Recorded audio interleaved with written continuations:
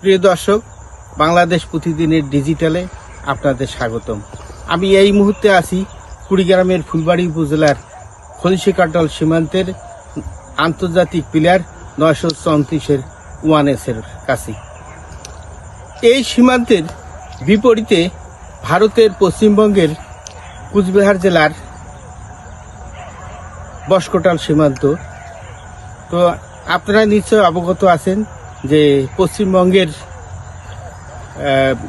বিধানসভা নির্বাচনের ভোটের ফলাফল গণনা চলছে। এর প্রভাব কিছুটা আমাদের সীমান্তের মধ্যেও পড়েছে। কারণ হচ্ছে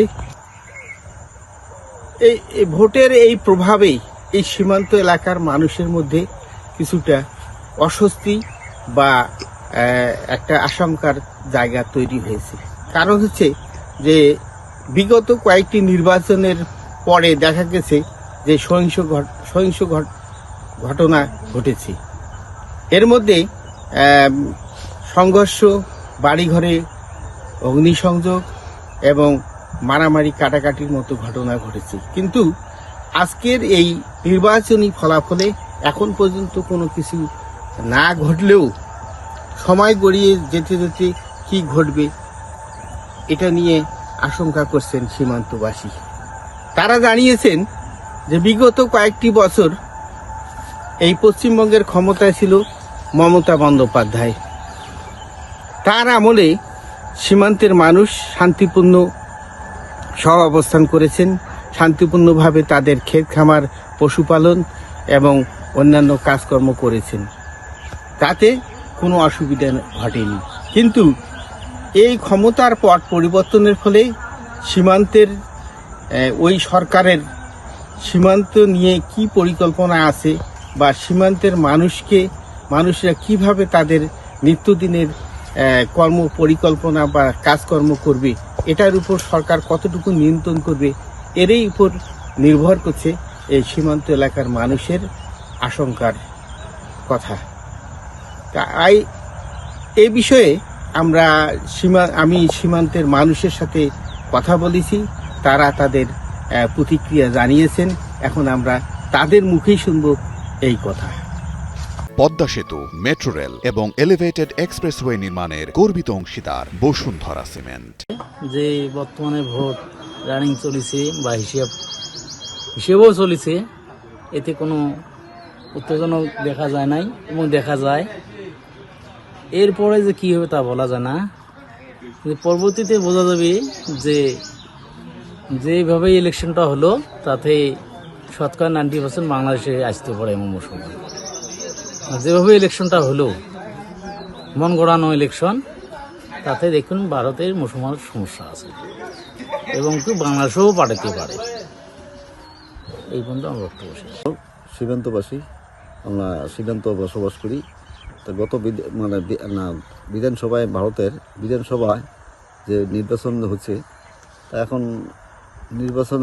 গত নির্বাচনে যে মারামারি কাটাকাটি যে আগে তো ছিল, এটা এবার নতুন সরকার আসার পরে এখন কি যে একটা হবে, এটা হয়তো আমরা বলতে পারবো না, যে সরকার বুঝবে। আর আমরা চাই শান্তিমূলক বসবাস, সীমান্তর লোক শান্তিমূলক বসবাস করি, থাকতে চাই। এইটু যে এর আগে ছিল তার শান্তি সুষ্ঠুই ছিল আর কি। এরা এখন হয়তো নতুন সরকার আসার পরে যে কী হবে না হবে, এখন সেটা তো বলা যাচ্ছে না। ভারতে বিধানসভার ভোট হচ্ছে, খুব শান্তিপূর্ণভাবে হয়েছে। অন্য বারে মনে করতে ডাঙাডাঙ্গি ফাটাফাটি হয়, হ্যাঁ, এবারে কোনো মনে করতে ডাঙাডাঙ্গি ফাটাফাটি হয়নি। আমরা যে সীমান্তে থাকি, আমাদের এটা হলো মনে করতে ইন্ডিয়ান বাড়ি, আর এটা হলো আমাদের বাংলা বাড়ি।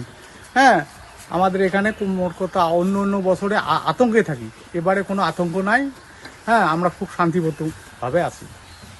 হ্যাঁ, মোটামুটি ভালোই আছে। বিজেপি সরকার গঠন করার পরেও সীমান্ত এলাকায় আমরা যে আছি, কোনো ধরনের অপ্রীতিকর ঘটনা এখনো ঘটেনি। এজন্য ঊর্ধ্বতন কর্তৃপক্ষ ওরা নির্দেশ দিয়েছে এবং কেন্দ্রীয় বাহিনীও সজাগ আছে যে যাতে অপ্রীতিকর কোনো ঘটনা না ঘটে, সেজন্য সব বাহিনী সজাগ আছে। ভিতরে তবে টুকিটাকি কিছু বিশৃঙ্খলা ঘটনা ঘটছে, কিন্তু আমাদের সীমান্ত এলাকায় আমরা যে আছি এদিকে কোনো এই ধরনের ঘটনা ঘটে নাই। দর্শক, আমরা সীমান্তবাসীর কাছে সাথে কথা বলে যেটা জানতে পেরেছি যে এবছর বিধানসভা নির্বাচনের ফলাফল ঘোষণার চলছে এবং ঘোষিত ফল অনুযায়ী বিজেপি সরকার গঠন করতে যাচ্ছে।